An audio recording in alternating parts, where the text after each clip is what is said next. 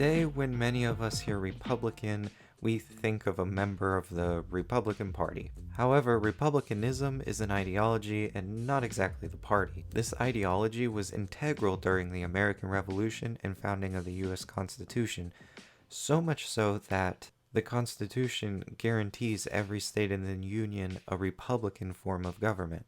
When the Federalist Party, led by Alexander Hamilton, sought to expand federal authority, Thomas Jefferson and James Madison founded the first Republican Party, which scholars sometimes refer to as the Democratic Republican Party, but at the time it was only known as the Republican Party. The Republicans quickly gained a supermajority, defeating the Federalist Party so bad that they could never recover. Thomas Jefferson believed in a strict interpretation of Article 1 of the US Constitution, which reined in federal authority and greatly emphasized the limitations of the presidency. Both the Democratic Party and the Republican Party can actually trace their origins back to this party, but despite this, they routinely violate Article 1 of the US Constitution. And today they're probably further from American republicanism than the Federalist Party was back then.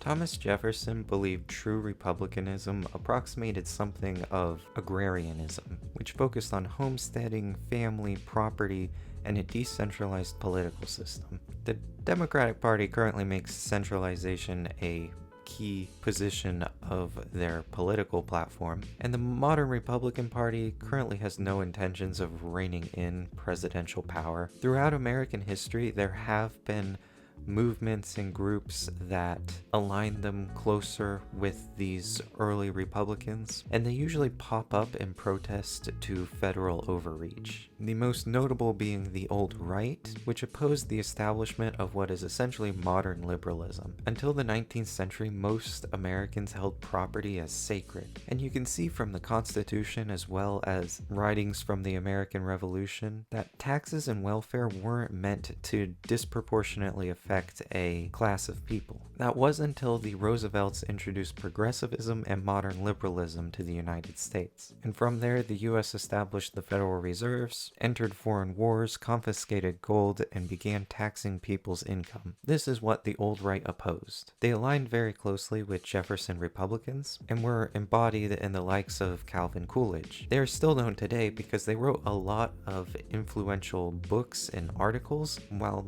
might not be known to the average conservative, influences a lot of modern-day conservative thought. This continued through the Cold War, but sadly due to the Cold War, Republicans became fractured once again. Communism essentially opposes all values of republicanism, as one is extremely individualistic and the other one is extremely collectivist. Preventing the rise of communism, especially from entering the United States, seemed integral to preserving the republic and the freedoms and the rights that Americans have been fighting for centuries. As a result, in 1960, Young Americans for Freedom was founded, and they released the Sharon Statement. The Sharon Statement shaped modern American conservative thought. Its 5 core principles are that the right to self-government comes from God, political freedom and economic freedom are integral to each other, the United States Constitution should be strictly followed, a free market system is preferable to all other economic systems, and communism must be defeated. The emphasis on communism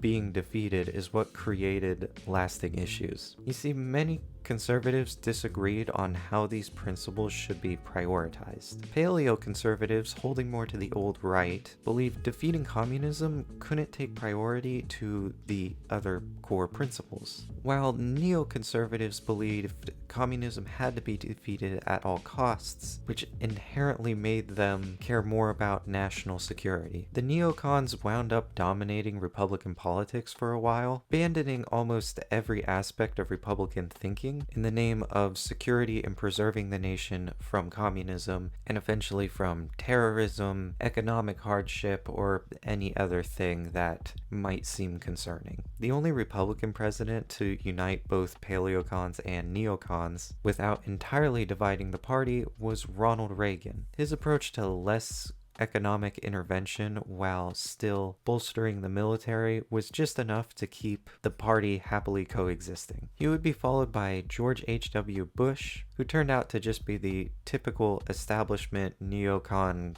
Republican. In 1992, he wound up running against Bill Clinton, which resulted in the most unfavorable election in the century. Republicans who were clinging to the Constitution and the liberties that neocons had been overlooking fractured from the Republican Party, which wound up bolstering support for the largest independent candidate, Ross Perot. It also resulted in the formation of the U.S. Taxpayers Party. The U.S. Taxpayer Party was eventually renamed to the Constitution Party, and ever since then continued to oppose neoconservatives and rhinos as they racked up the national debt, abandoned their family values, and entered more foreign alliances and wars. Only the Constitution Party still stands by the Constitution and the Republican form of government it ensures, and thus the Constitution Party is the only party for actual Republicans.